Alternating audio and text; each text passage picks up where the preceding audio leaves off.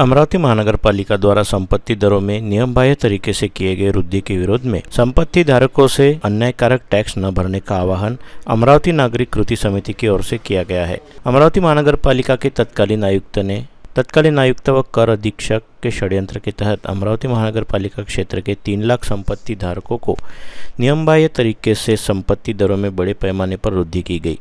सर्वेक्षण व मूल्यांकन के सर्वे के पहले ही शहर के संपत्ति के मूल्यांकन निश्चित किए गए। साथ ही चटाई क्षेत्र द्वारा नापजोप न करने के चलते हाउस टैक्स को बढ़ाया गया। जिस निजी कंपनी को सर्वेक्षण व मूल्यांकन का कॉन्ट्रैक्ट दिया गया, वह कंपनी ने प्रति संपत्ति रुपये 675 दरों से संपत्ति धारकों से वसूल कर रही है, जबकि अन्य महापालिका से रुपये 385 के दरों से कार्य कर रही है, जिसके चलते अमरावती महानगर पालिका को अंदाजन 20 करोड़ का नुकसान हो रहा है। 26 अगस्त 2024 को दोपहर 12 बजे अमरावती महानगर पालिका के सम्मानीय आयुक्त सचिन कलंत्रे इन्होंने इस गंभीर मामले को लेकर कृति समिति के साथ बैठक की। हाउस टैक्स जैसे मामले के मूल्यांकन और सर्वेक्षण में हुई गलतियों तथा निविदा प्रक्रिया में हुए घोटाले को लेकर उन्होंने संज्ञान लिया। साथ ही उक्त मामले को लेकर संपत्ति धारकों द्वारा ली गई आपत्ति में से सुनवाई की जाएगी, ऐसा आश्वासन दिया। उसी प्रकार बड़ी संपत्ति धारकों को टैक्स विभाग द्वारा दी जा रही राहत बाबत की भी जांच करने के आश्वासन दिए तथा अपने कार्य अधिकार की मर्यादा को लेकर कृति समिति को अवगत कराया। मनपा के तत्कालीन आयुक्त व कर अधीक्षक के मिलीभगत व भ्रष्टाचार के चलते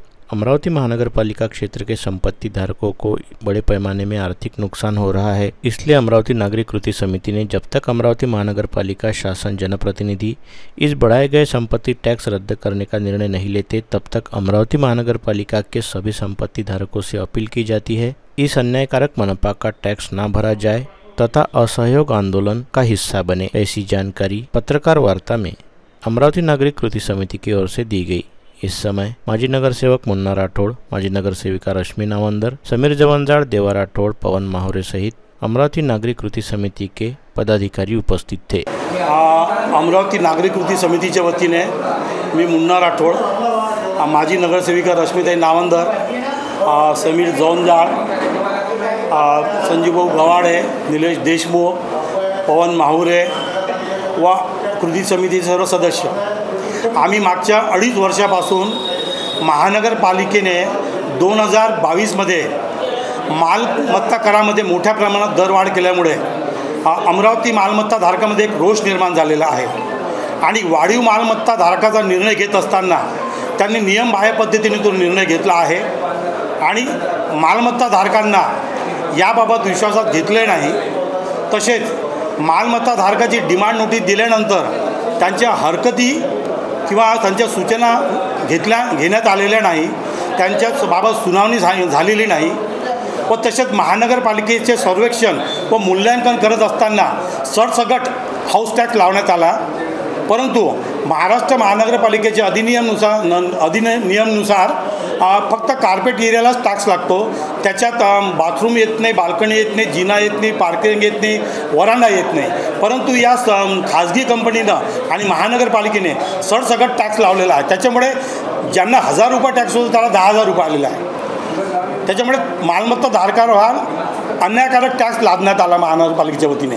याबाबत आम्ही वारंवार निवेदन दिले, अनेक वर्ष आंदोलन केले, मोर्चे काढले, माननीय जनप्रतिनिधींना निवेदन दिले आणि विधानसभेमध्ये लक्षवेधी सूचना मांडण्याकरिता त्यांना विनंती केली।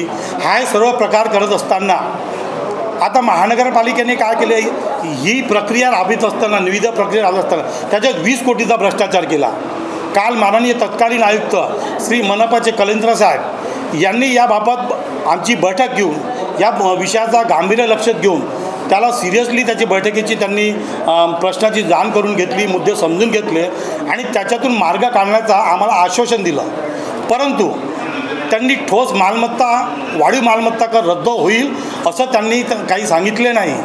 म्हणून वाढीव मालमत्ता कराबाबत आम्हाला अमरावती महानगरपालिका क्षेत्रामध्ये सर्व मालमत्ता धारकांना आवाहन करायचे आहे, अपील करायची आहे की हे जे अन्यायकारक व नियमबाह्य पद्धतीने व घोटाळाप्रमाणे जे हे प्रक्रिया राबवण्यात आली करिता सर्व मालमत्ता धारकांनी वाढीव मालमत्ता टॅक्स भरावे नाही करिता कृती समितीने जे असहयोग आंदोलन सुरू केलेलं आहे त्याला सहकार्य करावे।